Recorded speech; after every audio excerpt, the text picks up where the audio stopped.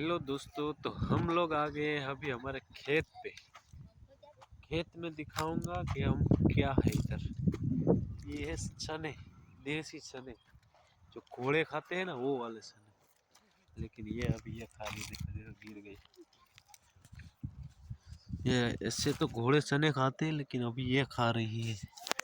घोड़े ही नहीं खाते, सब खाते हैं। तू क्यों खा रही है? मुझे अच्छा लगता है। क्या अच्छा लगता है? मस्त। तो अभी हम गुजराती में व्लॉग बनाएंगे।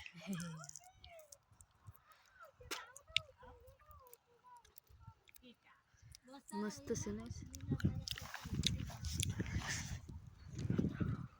લીલા પોપટા હે ખાય. ગાજર ને બીટ ને બધી છે. ડુંગળી, લસણ, ગાજર, બીટ ખેતરમાં આપણે બધું હોય. ગામની મજા જ અલગ છે ભાઈ. આપણે અહીંયા સિટીમાં એટલું સારું મળે નહીં, પણ ગામડામાં એટલી મજા આવે. બધી વસ્તુ તમને ઓર્ગેનિક ખેતરમાં જ મળી જાય. જો રીંગણા છે અહીંયા માથું રાખ્યું છે, નજર ના લાગે એટલા માટે. રીંગણા જો ક્યાં ઓર્ગેનિક મસ્ત રીંગણા.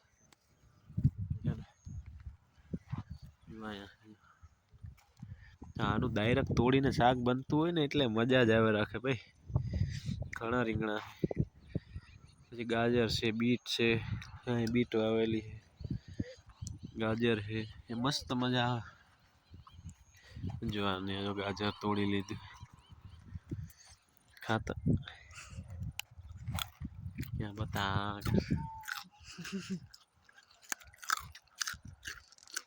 ગાજર, મીઠો ગાજર છે.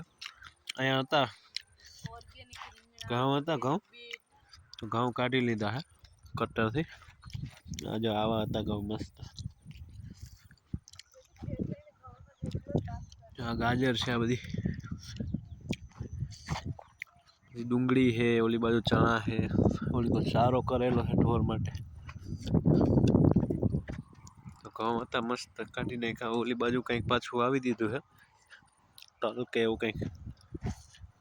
તો તમને કેવું લાગ્યું અમારો નાનો એવો બ્લોગ ગામડાનો દેશી? અહીંયા જો આવું નાનું એવું ઝૂંપડું બનાવેલું હોય ખેતરે, એમાં રમતા હોય બધી નાના બાઓને લઈને. નાની ટપરીમાં શું કરે તું અહીંયા? શું કરે? બાઓને આવી ગઈ મજા. આને પણ મજા આવી ગઈ ગાજર ખાવાની. પોપિયા પણ છે, જો પાણીમાંથી આ નથી, નીચે છે ઝીણા ઝીણા પોપિયા છે. તો મિત્રો, શહેરમાં રહેવા કરતા है ને ગામડામાં રહેવાની અલગ જ મજા આવે. શું કહેતા કે કઈ